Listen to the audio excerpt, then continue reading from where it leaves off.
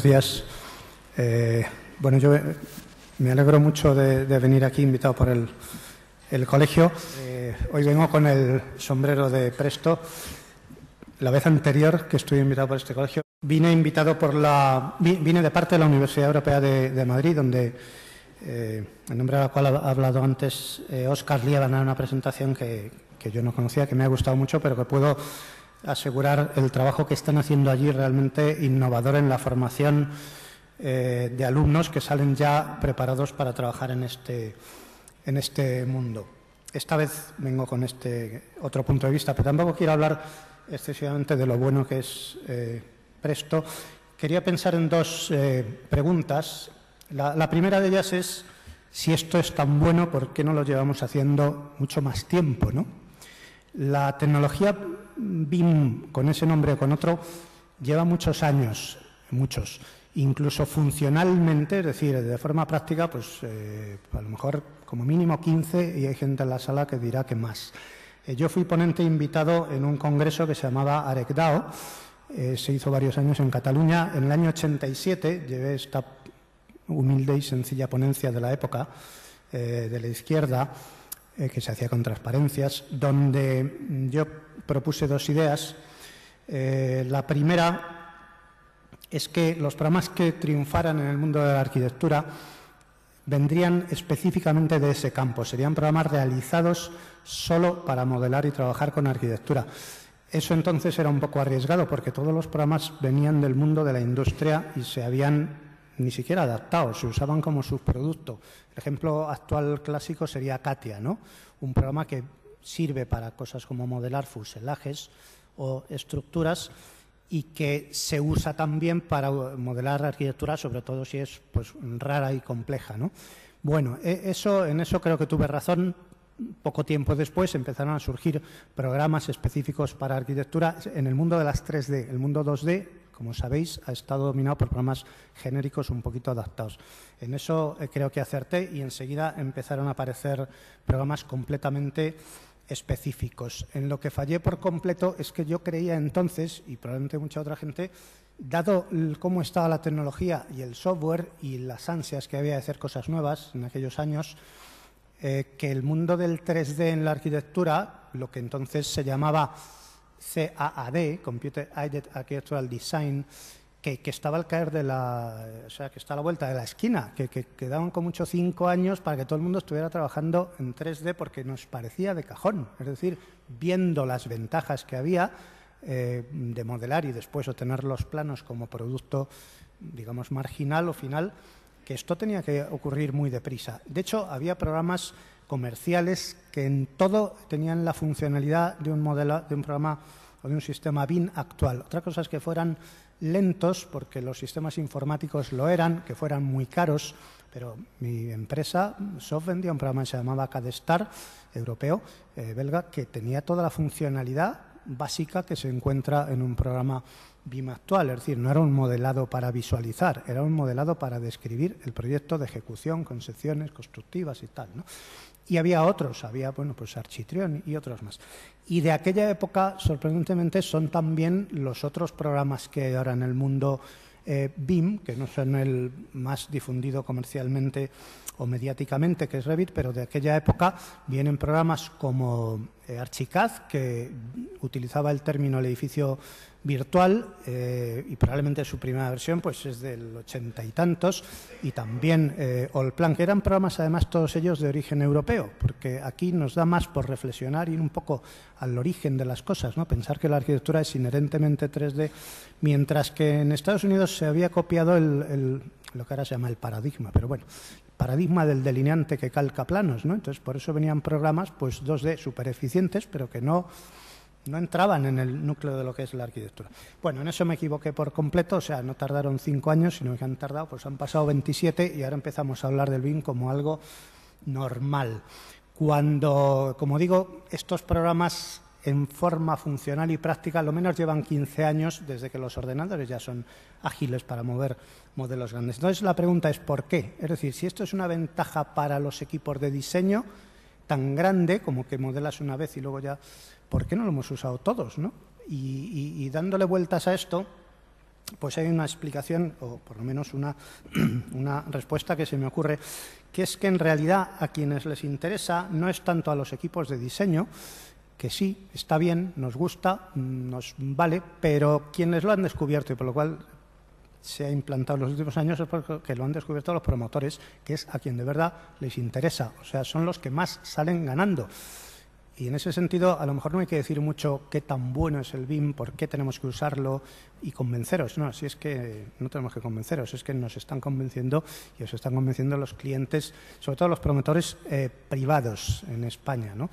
¿Quiénes lo están exigiendo? Todas las referencias anteriores de las transparencias se refieren a gobiernos de otros países, en este caso países que tienen un nivel de desarrollo en la gestión de la construcción claramente más avanzado, y a promotores privados en el caso de España. Los ejemplos que estamos viendo claramente son todo promotores privados grandes que están exigiendo BIM a sus equipos de proyecto, o sea que no va en la dirección equipo de proyecto convencer a promotor, sino justamente al revés, lo cual hace que no necesitemos muchos convencimientos, porque el convencimiento máximo es el que viene de arriba y firma las facturas, ¿no?, de honorarios.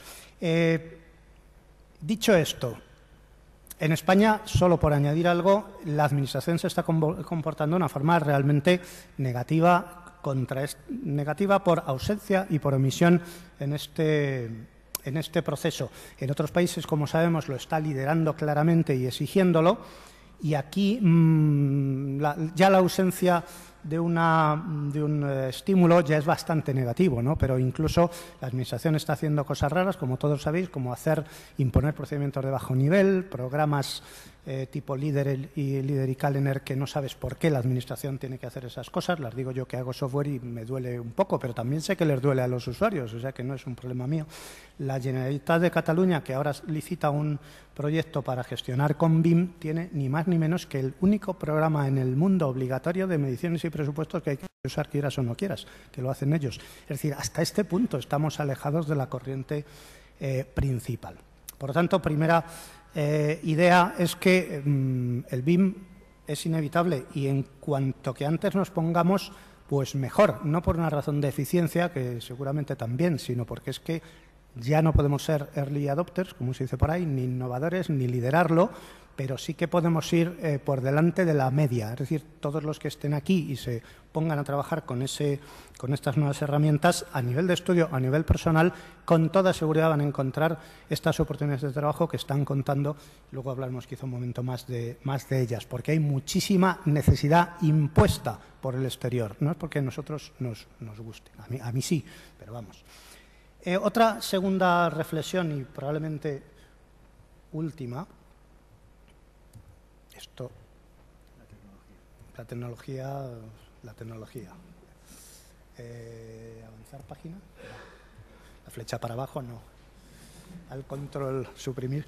Bueno, Roberto, gracias. Agradezco a Roberto González el dejarme su portátil y su...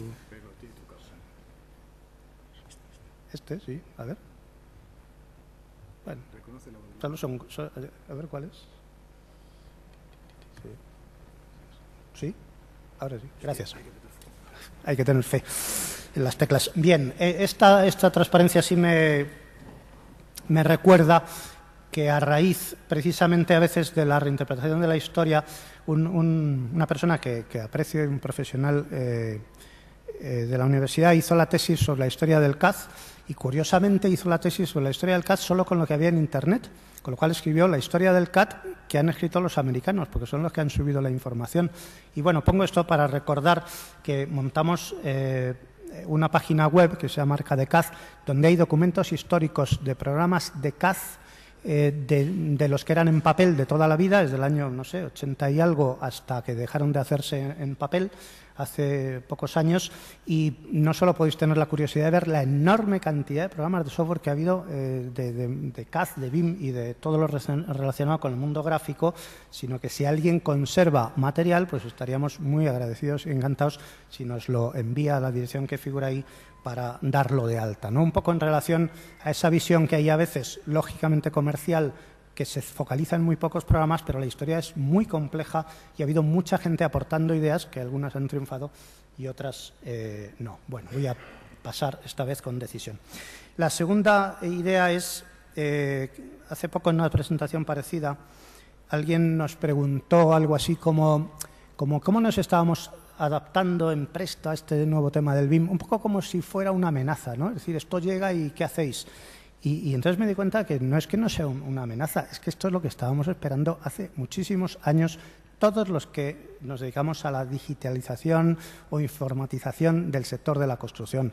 El sector de la construcción ha ido súper lento en su informatización, pero muchísimo, entendido como un proceso de decidir que todo tiene que ser digital y luego ya a partir de eso hablamos, ¿no?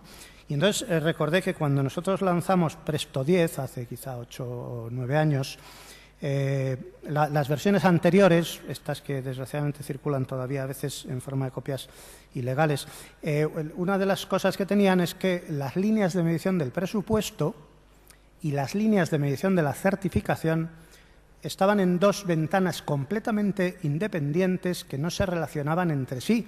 Se escribía el presupuesto por un profesional de la construcción, eso se aprobaba y tal, luego la certificación se rellenaba en líneas de medición en otra ventana que no había ningún cruce entre ellas, dos mundos aparte, ¿no? Cuando sacamos Presto 10, una de las cosas que yo tenía claras desde el primer momento es que esas dos ventanas o tablas tenían que poder ser la misma, es decir, que las líneas de presupuesto y certificación tendrían que poder ser relacionadas o ser incluso las mismas. La verdad es que esa primera versión, Presto 10, podías perfectamente mantener el mecanismo separado, es decir, el que quisiera, aunque fuera una misma tabla, podía hacer las mediciones del presupuesto de una forma y las de la certificación de otra, distintas, aunque se mezclaran, no las podía ver juntas o separadas, podían ir por separado, o sea, no había un problema real en trabajar así. Pero nosotros difundimos ingenuamente la idea de que lo ideal era que fueran las mismas, es decir, que uno hace el presupuesto y luego va marcando lo que se certifica. Pues bien, el mayor fracaso de nuestra vida en Presto, o sea, la gente, o sea, los profesionales de la construcción nos dijeron que cómo se nos ocurría semejante barbaridad. O sea, que tiene que ver la certificación con el presupuesto. O sea, que el presupuesto se hace por ahí, porque sí, porque no sé qué, que la certificación es otra cosa, que llegas a la obra y dices, anda, mira lo que ha salido. Y escribes otra cosa que no se te ocurre mirar en el presupuesto a ver si estaba.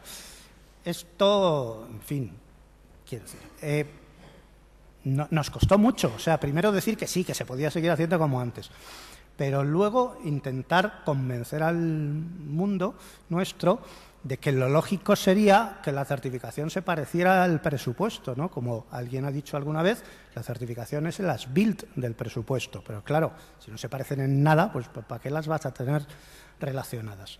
Bien, lo que claramente ha cambiado, la percepción que ha cambiado el sector con el BIM, cuando uno llega a este mundo, es las cosas se digitalizan y además se digitalizan de forma parecida a cómo se van a construir después. O sea, ya haces un esfuerzo de que se parezca, porque construir de una forma totalmente distinta al proyecto, pues cuando está todo modelado resulta un poco hasta absurdo, ¿no? O sea, el avance fundamental del BIM, más que unas nuevas herramientas, es que se construye dos veces, como decía Carlos Marx, hablando de otro tema. Modelamos digitalmente como comedia para no tener que construir analógicamente como tragedia. Entonces, desde el primer momento, es verdad que con niveles de detalle diferentes, con orientación distinta, pero desde el primer momento estás tratando de aproximarte un poco a la verdad, un poco. Es decir, lo que vas haciendo ya estás pensando en que ese modelo va a circular de una forma u otra a través de otros profesionales y otros agentes de la edificación hasta llegar a un final construido en el cual habrá habido cambios, eso no hay duda que hay cambios, no se dice que no, pero todos esos cambios son graduales, se han ido viendo y se han ido documentando y justificando, de manera que se explica todo ese cambio, todo ese proceso se explica y no es algo que surge así por azar y se ve el último día de que se firma la certificación final de obra. Yo traigo aquí esta imagen de nuestro programa, una imagen que a lo mejor hasta podría parecer un poco compleja, pero es que más compleja es la construcción y su economía, ¿no? Y lo que me gusta presentar es la integración de procesos que permite el BIM. El BIM, evidentemente, que no es modelar para visualizar, es mucho más. Y hay que pensar en una integración de costes, una integración de tiempos y de muchos más procesos que a veces se pueden hacer con un programa, con 3, con 14 o sin ningún programa, porque los procesos son mucho más que herramientas informáticas. En este caso estamos viendo, si se ve desde la distancia, pues el modelo estándar de uno de los programas habituales de Revit, el modelo que viene ahí cuando lo instalas, pero está obtenido un presupuesto y no solo eso, se ha hecho una planificación que son, en este caso, a nivel de certificaciones previsionales, y esa planificación se vuelve a integrar en el modelo y se certifica, y todo eso va calcando, como antes se calcaba la nube de puntos en el caso anterior, pues se va calcando el presupuesto. Eso no impide que haya elementos que no están en el presupuesto y se añaden, claro que se puede hacer, pero queda documentado, ¿no? O elementos que sí estaban y no se hacen, o elementos que están en la fase 2 de planificación y se certifican en la fase 3, ¿no? Por ejemplo. Pero todo eso que se ve abajo es un histórico de la obra que tiene sentido, que evoluciona de forma auditada, responsable, incluso se puede saber quién cambió, aprobó o dejó de aprobar algo, ¿no? Y este es no digo la culminación, pero es el paso lógico después de aquella etapa inicial de nuestro Presto 10 en el que, bueno, pues parecía que nos habíamos equivocado en un cierto sentido. No, pues yo creo que la construcción y el BIM lo que estimula es esto, que haya un proceso mucho más integrado desde el principio al final, donde los cambios se documentan, hay responsables de ellos y se valora su impacto. Y habrá muchas herramientas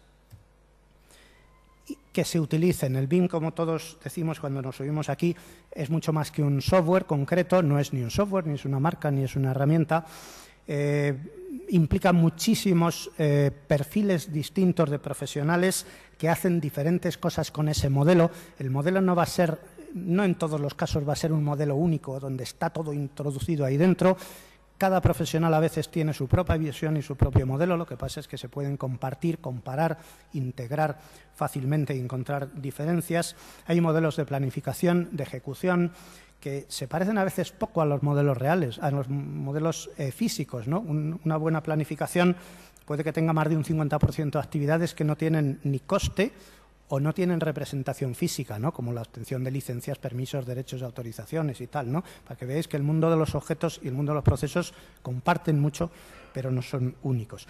Bueno, yo quiero terminar diciendo que las oportunidades que se abren son muy grandes. Ahora sí que hago de gurú, como hace 27 años me falló, creo que ahora puedo hacerlo con la realidad contrastada. Ahora mismo, hace poco decía alguien de una empresa importante, si me viene un alumno que sepa gestión de costes, planificación y hable inglés, tiene el trabajo asegurado, si bien fuera de España. Bien, ahora, si sabe planificación, gestión de costes y BIM, ya creo que no necesita ni el inglés, incluso si sabe poco de planificación y gestión de costes, pero sabe BIM, tiene el trabajo asegurado en España. Ahora mismo hacen falta profesionales en empresas concretas porque de repente todo el mundo, los promotores, han decidido que necesitan tener todo su patrimonio modelizado. Supongo que algunos usarán el escáner vuestro y otras herramientas. Y hay una auténtica necesidad de gente. Por lo tanto, tanto si estáis a nivel de estudios, de empresas, de constructoras o de personas individuales que están pensando en su desarrollo de carrera, yo lo que os puedo decir es que esta vez no me equivoco porque es que lo tengo claro. Hay una enorme cantidad de necesidad de puestos de trabajo porque ha habido un cambio de percepción de la sociedad.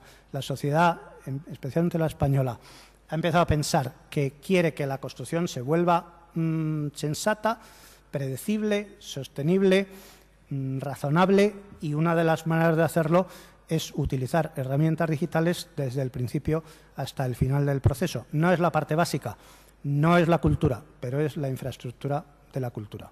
Gracias.